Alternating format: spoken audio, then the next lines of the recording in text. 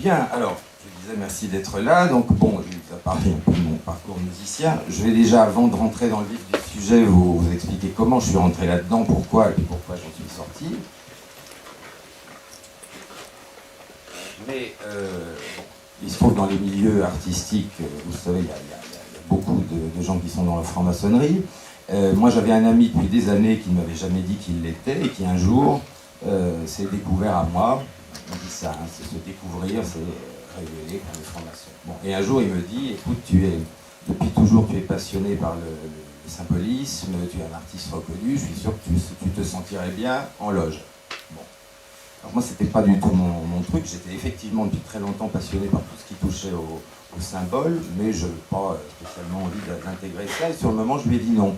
Je vais quand même poser quelques questions. Je savais déjà un petit peu ce qu'était la franc-maçonnerie, mais évidemment, de l'extérieur et de l'intérieur, c'est pas pareil.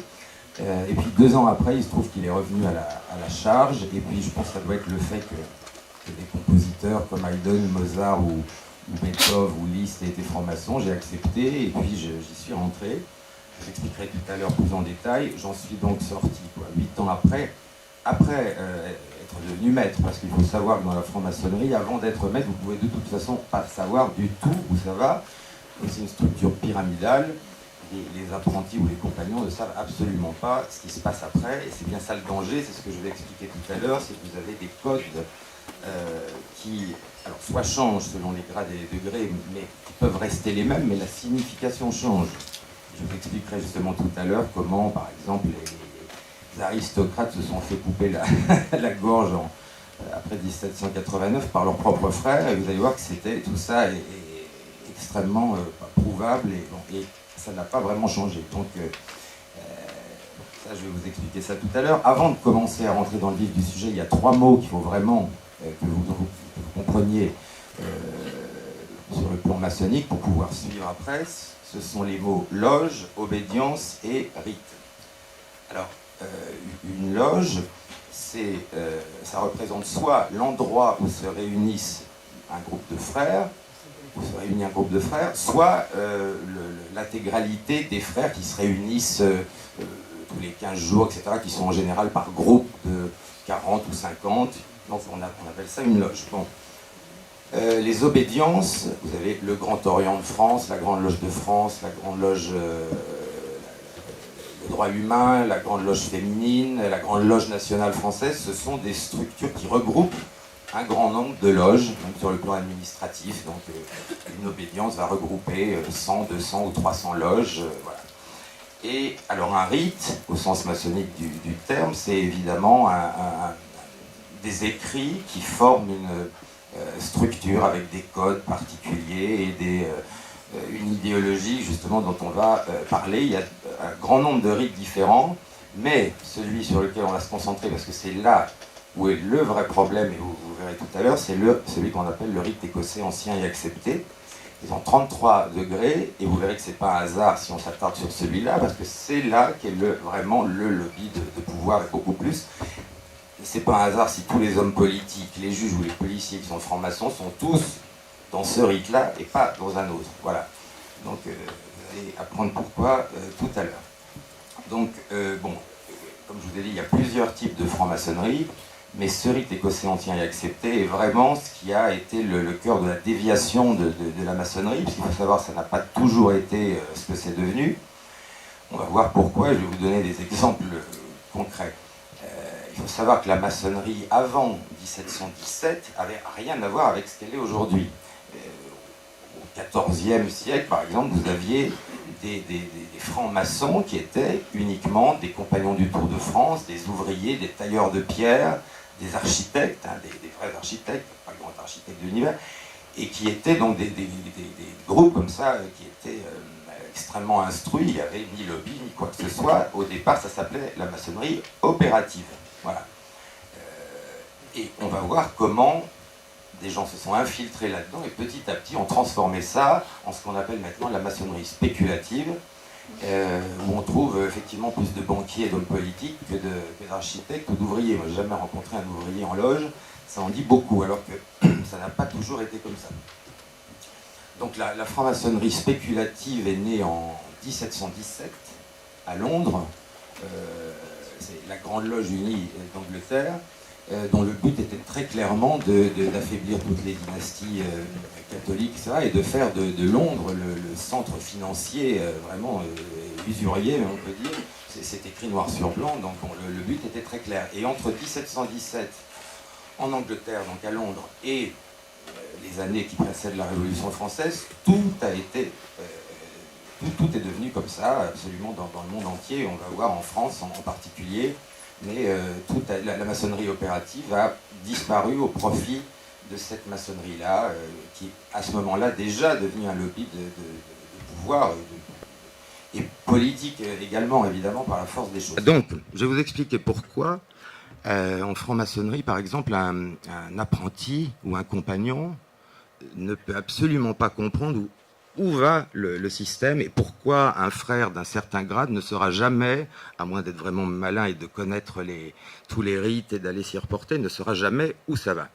Alors, je vais prendre un exemple. À l'époque, juste avant la Révolution française, voilà ce qui s'est passé. Vous avez un code en maçonnerie qui est donné aux frères. Le code ne change pas, par contre, la signification change. Alors, vous avez LDP. Alors, vous allez me dire qu'est-ce que ça veut dire. Alors, LDP, quand vous êtes apprenti, ça veut dire liberté de passer. C'est-à-dire, en gros, vous arrivez en loge, vous avez un frère couvreur avec l'épée qui veut vérifier que vous êtes bien franc-maçon, vous donnez le code, etc.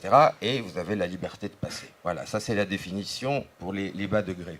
Un petit peu plus haut, quand vous montez les degrés, le code reste le même, ça devient liberté de penser. Très bien. Et alors, quand vous allez dans les plus hauts grades, ça devient liberté, devoir, pouvoir.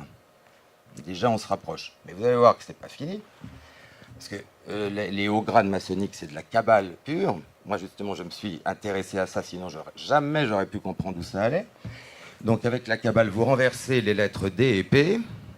Ça devient L, P, D, qui veut dire Lilia Pedibus Destrué, en latin, et qui était le code de reconnaissance des hauts grades, qui signifie donc foule aux pieds les lys, donc c'est-à-dire détruit le catholicisme et détruit la royauté. Foule aux pieds les lys. Alors évidemment, les aristocrates qui se sont bien fait avoir, qui étaient dans les bas degrés maçonniques, vous comprenez mieux comment c'est arrivé. C'est-à-dire que dans leur propre structure, vous avez des gens qui connaissaient le code ultime. D'ailleurs, ils se sont fait la plupart du temps couper la tête par leurs propres frères. Donc vous comprenez mieux comment ça fonctionne. Et il y a toujours des choses comme ça. La signification des mots de passe change selon les grades. Voilà. Et vous allez voir qu'on a des symboles, vous savez, le compas, l'équerre, etc. Et à un certain degré, ils sont dans une position. À un autre degré, ils sont dans une autre position. Ça, vous le verrez dans le livre, parce qu'il y a toutes les photos. Par exemple, bon, je dessine très mal, mais je vais quand même vous montrer. Quand on est en loge, voilà. Quand on est en loge dans les premiers grades, vous avez l'étoile flamboyante. Bon, qui est... Bon, je dessine vrai, voilà, c'est très réussi, voilà, magnifique. Bon, voilà, on va essayer. Bon, c'est raté. Enfin bref, c'est pas exactement ça que je voulais faire. Voilà, vous avez la pointe unique en haut. Voilà, on va quand même faire ça mieux si on peut. C'est pas génial non plus, mais c'est pas grave. Et vous avez la lettre G au milieu. Bon, enfin, vous comprenez, ça représente le corps de l'homme et l'esprit. Bon, là, vous avez la position normale, enfin celle dont on croit qu'elle est essentiellement maçonnique, qui symboliserait plutôt l'esprit qui dirige la matière. Hein. Sauf que, bon, je vais vous épargner un deuxième dessin, vous pouvez très bien l'imaginer par vous-même, sauf qu'à partir d'un certain degré, elle se renverse. Et la pointe unique est en bas. Ce que certains appellent le bouc de Mendès, etc. Donc c'est pas satanique, c'est luciférien. Il y a une différence. Mais bon, on peut dire satanique si on veut, mais c'est surtout luciférien. Ça devient, dans les plus hauts grades, l'esprit au service de la matière. Mais ça, les gens des bas grades ne le savent pas. Et ça n'est que ça. C'est-à-dire qu'au bout d'un moment, on vous dit, ouais, vous vous rappelez de ce qu'on vous a dit, ce qu'on vous a appris? Oui, très bien. Bah, oubliez-le, c'est le contraire. Voilà. Bon. Et ça, c'est juste un exemple parmi d'autres. Également dans la position de l'équerre et je ne sais pas si vous connaissez la signification, vous avez l'équerre et le compas. Voilà. L'équerre symbolise, maçonniquement parlant, le monde visible, la matière, et le compas signifie l'esprit, l'imagination, etc. Bon. Quand il s'agit du grade d'apprenti, le compas est derrière l'équerre. Au grade de compagnon, vous avez une branche au-dessus, une branche en dessous. Au grade de maître, les deux, le compas est sur l'équerre. Par contre, pareil, donc là, ça symboliserait effectivement l'esprit domine la matière.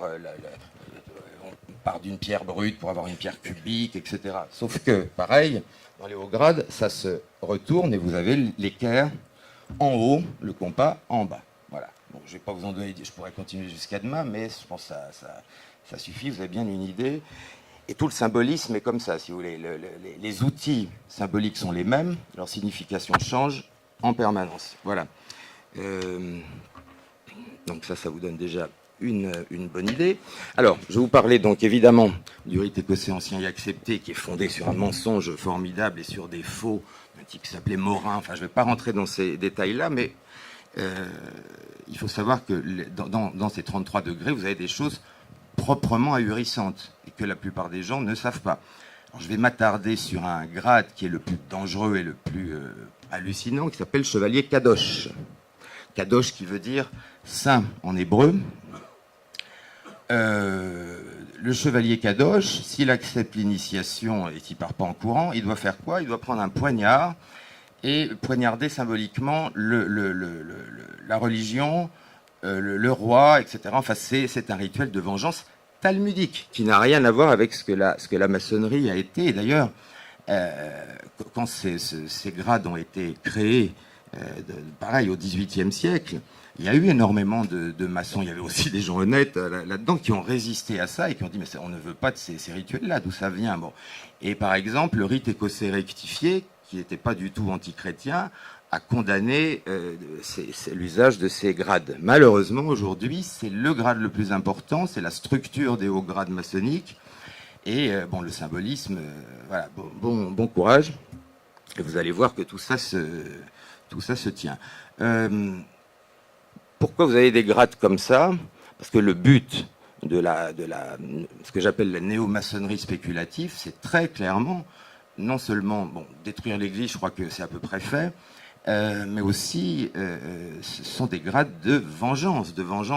On parle de sang, on parle de meurtre, enfin, ce sont des choses qui n'existaient pas du tout dans la maçonnerie opérative. Dans la maçonnerie opérative des Compagnons du Tour de France, vous prêtiez serment de fidélité à votre pays, au roi et à Dieu. Voilà.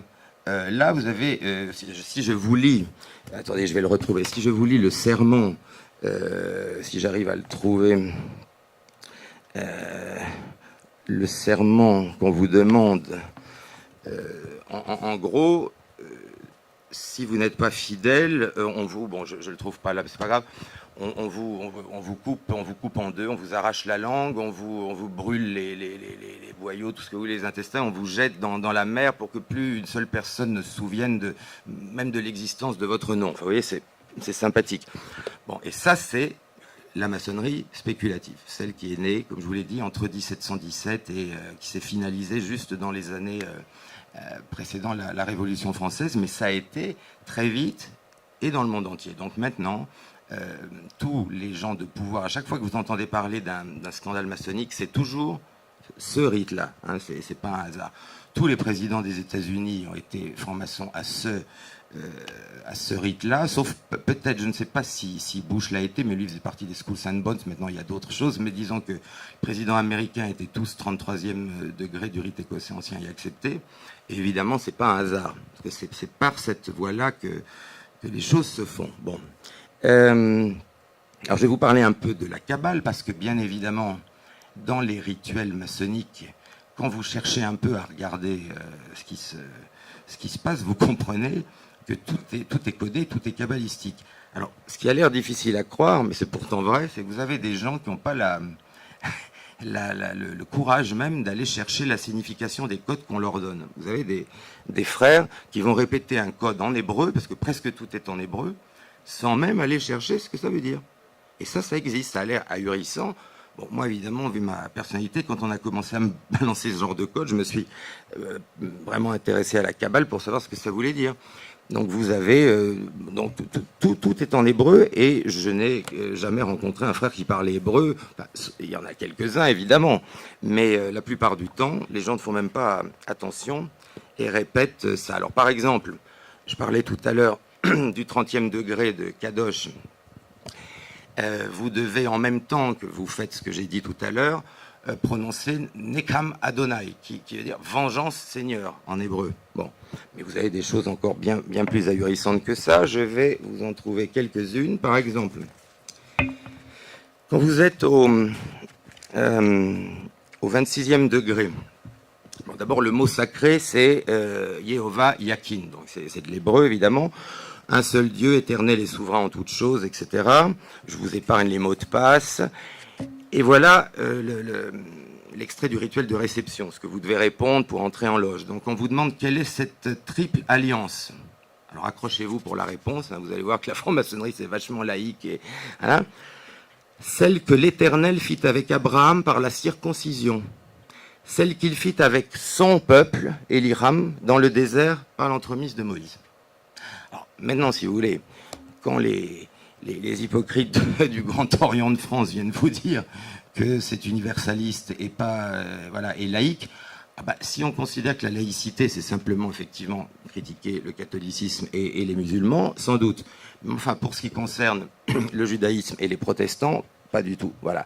Parce que tous ces rituels dont je vous parle ont été faits par ont été créés au départ par deux pasteurs protestants et par des juifs qui ont complètement même fait disparaître un grand nombre de codes, un grand nombre d'écrits pour les remplacer par ce que vous voyez là. Et tout le rite écossais ancien et accepté est criblé de ça. Je vous dis, je pourrais continuer pendant des jours. Bon, il y a quand même un autre exemple qui serait intéressant. Il faut savoir que le mot de passe, par exemple, du 21e degré, c'est Phaleg, qui signifie en hébreu division et confusion.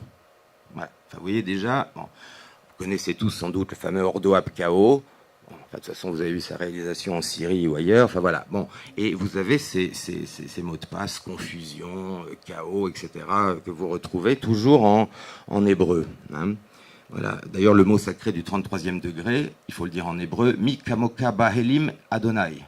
Voilà, qui parmi les dieux est comme toi, Adonai. Moi, j'ai rien contre l'hébreu, hein, c'est très intéressant. Mais il faudra quand même pas se moquer du monde quand on nous dit que c'est universaliste, laïque. Bon, vous voyez un peu le résultat. Bon, il faut savoir aussi que la Kabbale, vous avez dû en entendre parler, mais c'est une mystique juive qui se divise en trois choses tout à fait différentes, la Temura, le Notarikon et puis la Guématrie. Alors, on va s'attarder sur la Guématrie un petit peu. La Guématrie, c'est vous avez chaque lettre qui possède une valeur numérale. Par exemple, Aleph égale 1, Bet égale 2, Gimel égale 3, Dalet égale 4, etc. Et ça consiste à chercher le nombre d'un mot, c'est-à-dire par exemple 1 plus 2 plus 5, etc. Ça vous donne évidemment un nombre que vous allez, selon la loi des analogies, comparer à d'autres mots qui ont la même valeur et qui sont donc kabbalistiquement liés. Vous avez aussi donc le système de la Temura. Vous prenez la première lettre de l'alphabet, vous la transformez en dernière, la deuxième en avant-dernière, etc., etc. Donc la Kabbale, c'est ça, et les codes maçonniques sont remplis de ça. Alors, je vais vous donner un exemple qui est, je pense, intéressant. Par exemple, en hébreu, le mot lumière, infini, mystère ont la même valeur numérale, ce qui est assez logique. Bon. Maintenant, si vous prenez d'autres mots, par exemple comme Messie, le Messie, en hébreu, hein, et le serpent de la Genèse, ils ont la même valeur, 358. Si vous calculez combien il y a de chances pour que deux mots comme cela ait la même valeur numérale de 358, je ne sais pas sur du combien on est, mais 1 sur 2 milliards. Donc vous avez ça aussi dans les codes maçonniques. Le Messie en hébreu et le Satan, en fait, le serpent de la Genèse, ont la même valeur numérale, ce qui évidemment, kabbalistiquement, veut dire beaucoup. Voilà, c'était juste pour vous donner un exemple. Bon, alors maintenant, je vais vous parler un peu de d'abord de comment le rite ancien et accepté a été conçu, et surtout les liens qu'il a avec des choses que vous soupçonnez même pas. Donc, ça vous le verrez plus en détail dans le livre. Mais il faut savoir que on nous dit que la franc-maçonnerie du rite écossais ancien et accepté à 33 degrés et c'est fini. Mais en fait, au-dessus de ça, vous avez une maçonnerie. Alors, ils n'acceptent pas ça, mais vous avez une maçonnerie qui s'appelle le bénébérite, hein, interdite aux non-juifs. C'est très clair. Interdite aux non-juifs. Seuls les juifs de sang de la mer, etc., peuvent y rentrer. Et il se trouve que, alors, ils répondent non, mais ça n'a pas de lien, etc. Bon, non seulement ça en a un, mais j'ai retrouvé les preuves des chartes signées entre Albert Pike, qui est celui qui est l'auteur d'ailleurs du fameux dogme et moral dogme et rituel de la franc-maçonnerie, qui est le livre, un des livres phares des maçons de haut grade. Eh bien, Pike, avec le bénébérite, ont fait un accord. Là, je ne retrouve pas la date ici, mais je vous la donnerai tout à l'heure si vous voulez, c'est pas très grave. Un accord de réciprocité qui a été signé en bonne et due forme. Alors, il faut savoir que Pike, le fameux Pike, était aussi un des grands maîtres du Ku Klux Klan. Mais attendez, vous n'êtes pas au bout de vos surprises. Parce que non seulement... Alors d'ailleurs, le triple K de Kadosh, hein, du 30e degré, fait aussi référence au Ku Klux Klan. Mais vous allez voir beaucoup mieux, c'est que le bénébérite aussi a eu des liens avec le Ku Klux Klan. Je vais essayer. Alors là, il faut quand même que je vous retrouve le passage. Voilà, donc, parlons du bénébérite. Hein.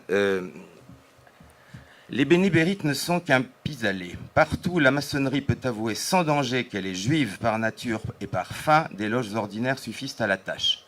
Alors là, il faut que je donne mes sources, évidemment. Cet extrait du Bénébérite Magazine, hein, du volume, je crois, 63, voilà, signé par le frère Magnien, etc., etc.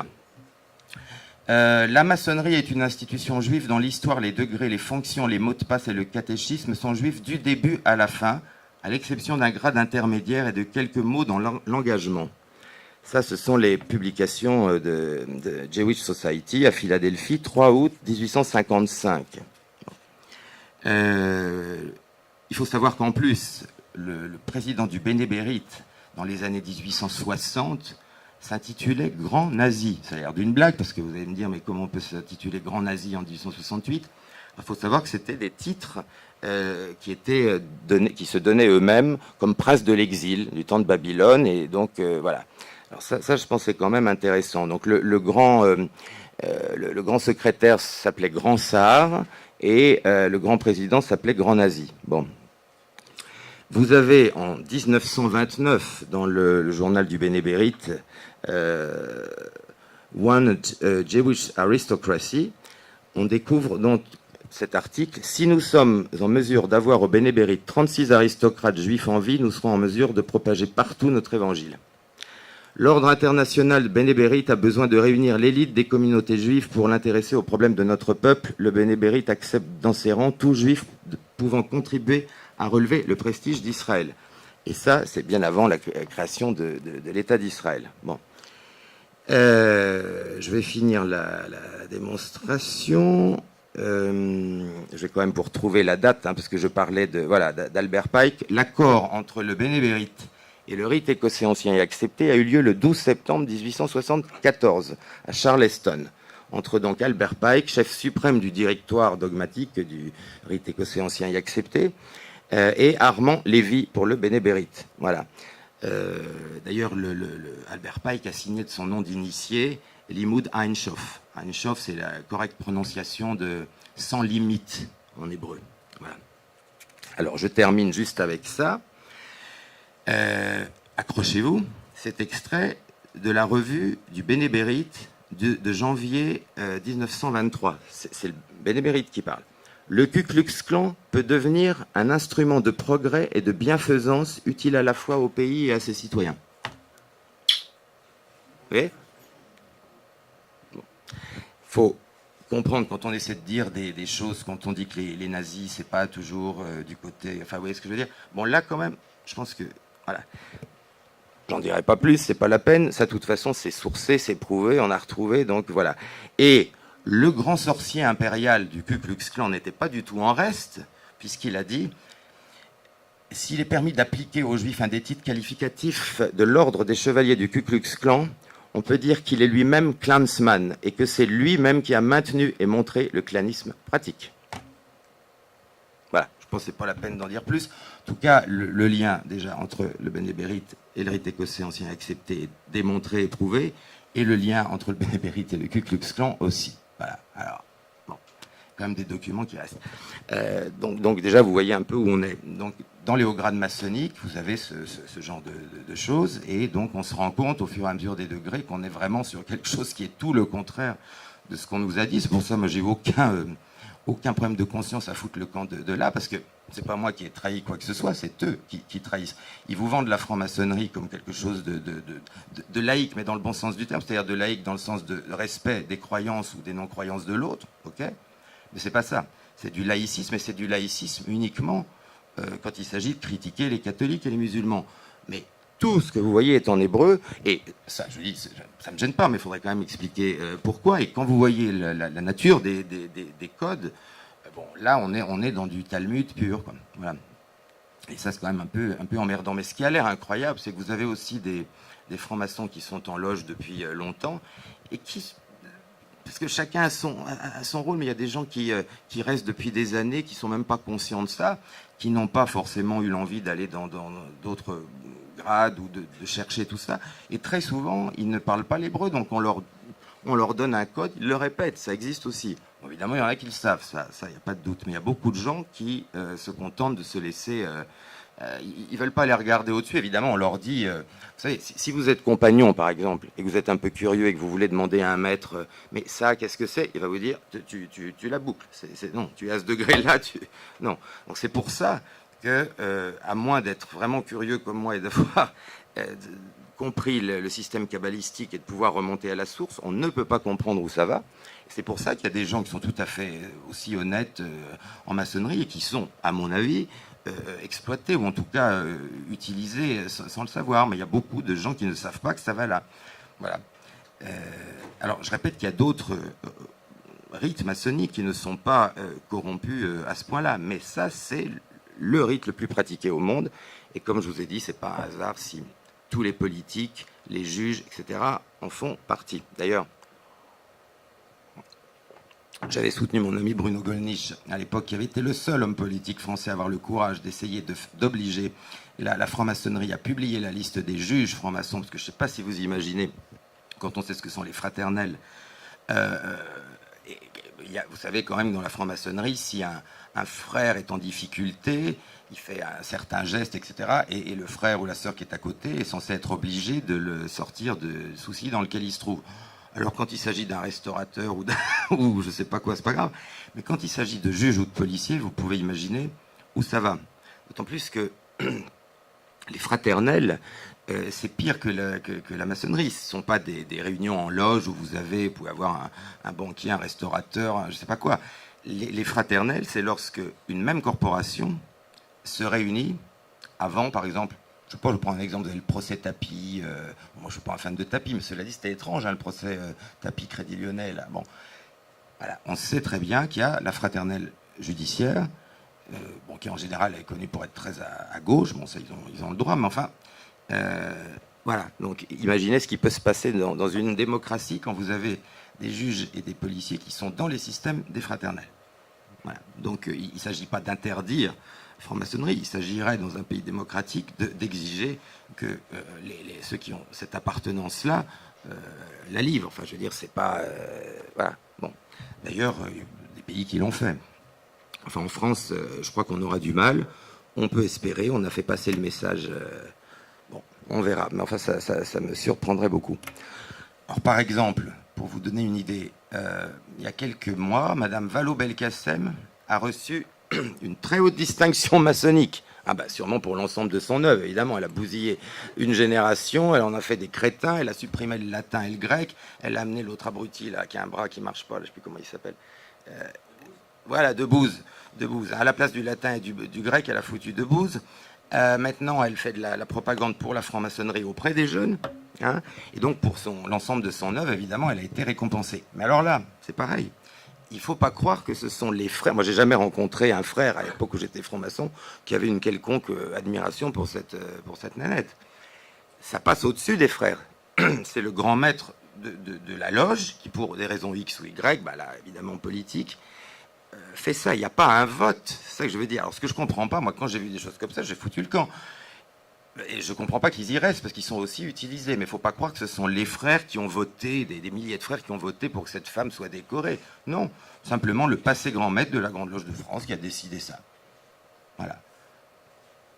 No comment. Donc effectivement, quand on dit que la franc-maçonnerie, bon, est apolitique, ça, de toute façon, ça fait marrer tout le monde, évidemment. Et ça ne s'arrête pas là. Bon. Qu'est-ce que je peux vous dire de plus ? D'ailleurs, c'est quand même intéressant. J'avais soulevé le problème en loge une fois avant de partir. J'avais dit, mais quand même, Mozart était franc-maçon. Bon, il est mort bien jeune, le pauvre.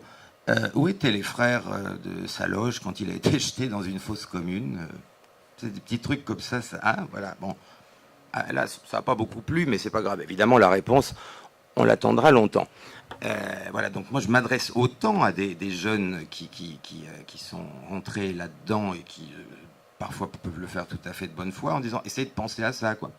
Parce que l'idée de fraternité, il faut bien comprendre ce que c'est pas vraiment ça. Et de toute façon, la franc-maçonnerie a forcément besoin d'avoir des idiots utiles, comme on a pu l'être. Il faut des artistes pour montrer que c'est pas uniquement composé de banquiers, de juges et de politiciens. Mais bon. Ça s'arrête là. J'ai jamais vu un artiste ou un ouvrier du bâtiment, même brillant, etc., devenir grand maître d'une obédience. Hein, on est bien d'accord. Donc il est clair que c'est devenu... Et ça, c'est arrivé, je vous ai dit, entre 1717 et avant la Révolution française. Tout était déjà en place. Il y a beaucoup de gens qui pensent que tout ça vient de Jules Ferry. Bon, effectivement, celui-là, c'est quelque chose aussi, mais il n'a rien inventé. Tout était déjà en place avant. Hein. Les dérives de la maçonnerie, c'est pas le début du XXe siècle, c'est, comme je vous dis, la création de la Grande Loge Unie d'Angleterre, et tout a été fait en quelques années. Sous la Troisième République, le gouvernement était entièrement maçonnique. C'est absolument hallucinant. Et d'ailleurs, Jules Ferry, qui passe pour un grand homme qui aurait créé l'école libre, obligatoire, etc. Bon, c'est pas difficile de vérifier que c'est Louis XIV, mais c'est pas grave, Louis XIV et Louis XV. Bon. Et surtout, ce que personne ne sait, c'est que Jules Ferry était terriblement raciste. Il a écrit des choses hallucinantes, mais bon, lui, il peut, quoi. Voilà. Et je vous parlerai tout à l'heure de Monsieur Crémieux aussi, parce que ça, c'est quand même quelque chose, et vous verrez comment toutes les lois de petite minorité, on va dire, sont passées par les loges, via les loges et dans les loges exclusivement. Voilà. Donc, j'imagine vous connaissez tous le décret Crémieux, qui a donné la nationalité française à tous les juifs d'Algérie à l'époque, etc. Bon, ce que vous savez peut-être pas, c'est que le type s'appelait Isaac Moïse Jacob. Hein, bon, il y a l'intégrale. Voilà.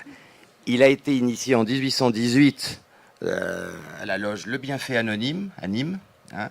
Il était au départ au Grand Orient de France, et puis ensuite, il a quitté le Grand Orient pour aller rejoindre le Suprême Conseil de France, du rite écossais ancien et accepté, dont il a pris le contrôle et dont il est devenu le souverain grand commandeur. En 1869, il réunit même à Lausanne une assemblée des Suprême Conseil de la maçonnerie pour terminer le boulot, c'est-à-dire pour ajouter encore davantage et essayer d'effacer tout ce qui pouvait encore rester des rituels d'antan. Hein. Et vous verrez que le gars, bah, évidemment, vous le retrouvez absolument partout, quoi qu'il arrive.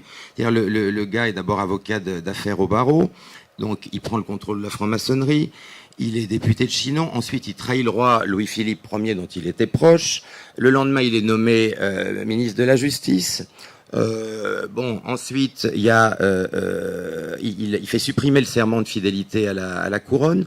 Il fait virer tous les juges qui ne le suivent pas dans ses desiderata. Il exige la démission de tous les hauts magistrats qui n'acceptent pas voilà, sa manière de faire. Enfin, en gros, tous ceux qui ne sont pas maçons. Sous le Second Empire, on le retrouve aussi, c'est-à-dire on le retrouve absolument partout. Hein, tout change, mais lui est toujours là. Député de la 3e circonscription de Paris. Ensuite, vous avez l'abdiction de Napoléon III. C'est pas grave, il devient à nouveau ministre de la Justice, à nouveau. Ensuite, il y a la Commune. Il se passe quand même des trucs en France. Hein. Il est toujours là, député, etc. Et ensuite, il devient sénateur inamovible jusqu'à sa mort. Voilà. 33e degré du rite écossais ancien et accepté. 33e degré qu'il a reçu d'ailleurs l'année même où il a intégré le rite, ce qui est totalement proscrit par les règlements, mais pas pour Isaac, Moïse, Jacob, hein, évidemment. Donc voilà. Voilà. Donc, alors, en 1869, il prend le titre, il prend la tête de tout l'ordre maçonnique sous le titre de très puissant souverain, grand commandeur, grand maître. Voilà. Bon, je vais pas vous faire. J'aurais pu. Alors, il y a Albert Pike aussi, mais je vous en ai déjà un peu parlé tout à l'heure. Vous allez voir, le mec là, c'est vraiment la totale. Hein. Bon. Donc, quand vous voyez comment le rite ancien écossais, ancien et accepté, a été créé par qui, alors là, c'est la totale. Vous avez ça commence avec deux pasteurs protestants imbuvables, ultra calvinistes, des Aguliers et puis Anderson. Donc, les constitutions maçonniques ont été faites par ces types-là qui travaillaient évidemment à détruire tout ce qui pouvait rester de l'opératif et à poser les bases de tout ça, qui ensuite est repris par ce Pike dont je vous ai dit qui il était. Donc vous ne savez pas tout, parce que je vous conseille d'aller voir le phénomène. Bon, et puis par-dessus, vous avez les crémieux, etc., qui terminent le boulot. Donc la franc-maçonnerie n'a plus rien à voir avec ce qu'elle a été, ça, je crois que c'est clair, mais pour l'histoire, quand même, il faut savoir que ça n'a pas toujours été ça, et qu'au départ, c'était effectivement, au XIVe siècle et avant, une société de métiers, de constructeurs de cathédrales, etc. Et vous avez vu comment l'infiltration a été faite, et voilà, maintenant, on en est là. Qu'est-ce que je peux vous dire avant qu'on passe? J'ai encore quelque chose à vous dire, et puis ensuite, je pense que ce sera bien que vous posiez des questions, on rebondira comme ça. Par exemple, bon, je vous ai donné l'exemple du Bénébérite, donc qui est très clairement lié au rite écossais ancien et accepté, ce qui explique que même au 33e degré, vous avez des gens qui sont pas de la partie, quoi. Tout ça est choisi après selon les intérêts. Alors, ce qui est intéressant, c'est que la franc-maçonnerie n'est évidemment ni de gauche ni de droite. La franc-maçonnerie, elle est partout pour être sûre, évidemment, de pouvoir s'adapter. C'est bien pour ça que vous avez des francs-maçons dans tous les partis politiques.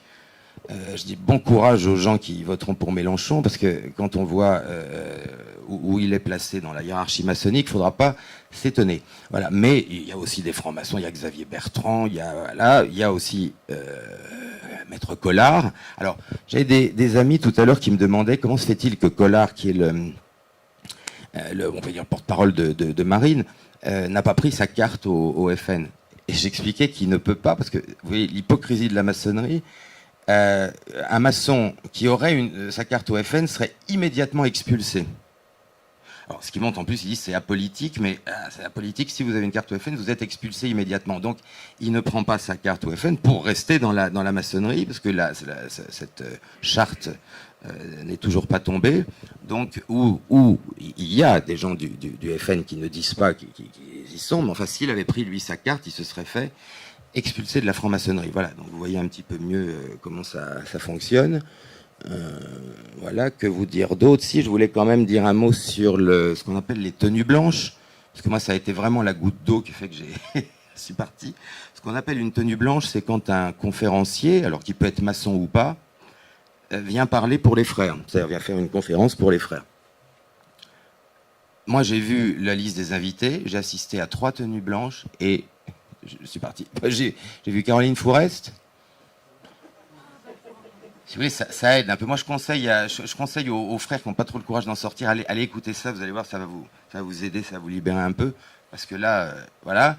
Bon, vous avez les vies de toutes voilà, les branches, et puis vous avez j'ai Klarsfeld aussi. Alors bon, je peux pas vous répéter, parce que là tout ce que je dis est absolument prouvé, donc ça, je peux pas vous répéter ce qui s'est dit à l'intérieur, parce que là j'aurai un procès aux fesses tout de suite. Alors si vous voulez, vous rentrez, moi j'étais rentré là-dedans. Alors là j'ai commencé quand même un peu à en vouloir au mec qui était de mon parrain. Il m'avait dit non, mais tu vas voir, c'est super, parce que moi quand même je suis pas rentré comme ça. Hein. Je lui ai dit mais attends, Rite Écossais ancien accepté, quand même il y a des trucs. Il m'a dit non, mais tu vas voir, c'est du symbolisme, c'est très libre. Oui, oui, c'est libre au début. Mais voilà, moi, j'ai pas vu justement des architectes, des grands penseurs dans les tenues blanches. J'ai vu, voilà, la fine équipe, quoi. Et comme d'habitude. Alors, c'est quand même un problème. Voilà. Donc, mais ça, il faut attendre pour le voir, parce que c'est ce que je dis. D'abord, un apprenti peut pas visiter. Il faut qu'il soit maître déjà pour pouvoir assister à ces tenues-là. Et même, ça dépend à quel degré il est. Enfin, tout est fait comme ça.